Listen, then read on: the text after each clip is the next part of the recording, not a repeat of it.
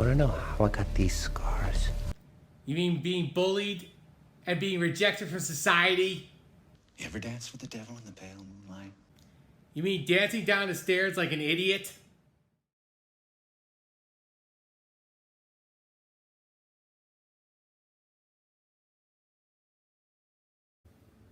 Great, another killer clown movie.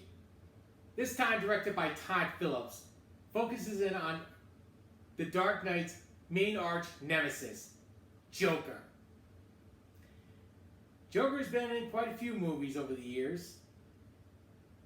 Most recently played by Jared Leto.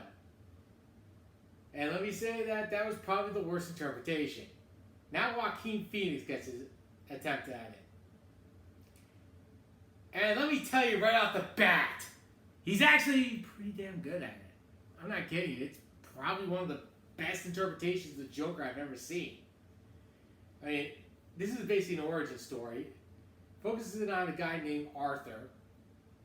I know the Joker did have one other name. It was Jack Napier, and that was played by Jack Nicholson in the original Batman. Joaquin Phoenix in this one was phenomenal, actually.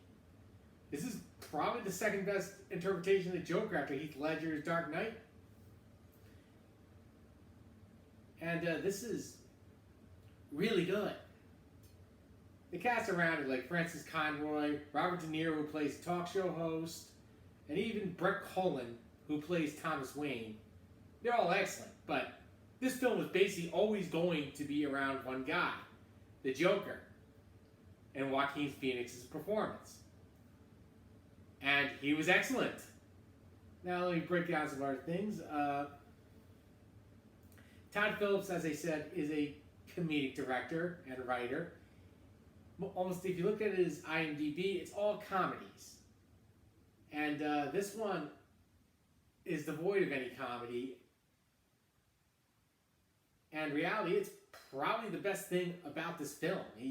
The direction's excellent.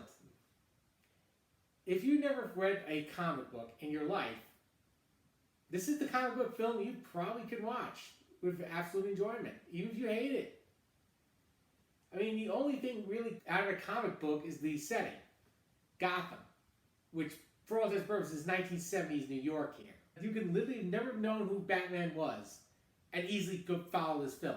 This film really falls through a character study of the Joker and basically all the events that happen to forming this extreme villain in the world of comics. And sadly, it also happens to be a good message about why we should fund social services. You see, one of the big things that really created the Joker was the fact that his ability to get medication was cut off from him, as well as seek help. Victimized throughout the film, until he got into a case where he ended up killing 3 people. 2 were in self-defense, by the way, but 1 was, for all intents and purposes, an actual murder. And he would actually end up murdering quite a few people. Now, an interesting part about it is that people often made this out as like it was a bloodbath. It's not. On camera, the Joker might have only killed maybe 5, 6 people at most. Origin story of Batman, there's relatively very little bloodshed at all. Joaquin Phoenix puts off a masterful performance here, as I stated before. He definitely shows a character who, for all intents and purposes, is schizophrenic and psychotic on every level. To me, one of the best scenes was when he finally got on the talk show. Now, it should be noted that Robert De Niro's character actually showed a video of him doing stand-up, not being funny, and was making fun of him. Well, I guess to add to the joke, he invited him on the show, and, obviously the Joker just flat out called him out on it. It's like, no, you're only here to basically make fun of me. You don't give a rat's ass if I die or anything. There's one scene where he thinks he has a girlfriend, but then when he actually looks into his mind, he realizes he's just really making her up. A girlfriend's based person that lives down the hall from him. Throughout the film, many characters, including Robert De Niro's Murray Franklin and Thomas Wayne, call him many horrible things. Very true things, too. Of course, once again, we're looking through it through the eyes of a true psychopath. The Joker is pretty nihilistic and narcissistic.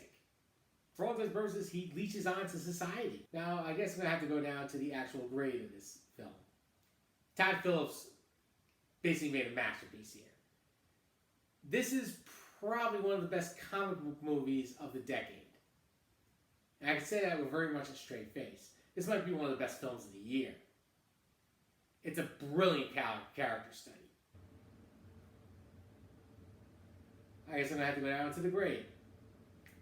A+. And I say that with a straight face. Why so serious? I do recommend you to go out and watch this, either in the movie theaters or when it gets on digital download. It is worth your time. Until next time, bye.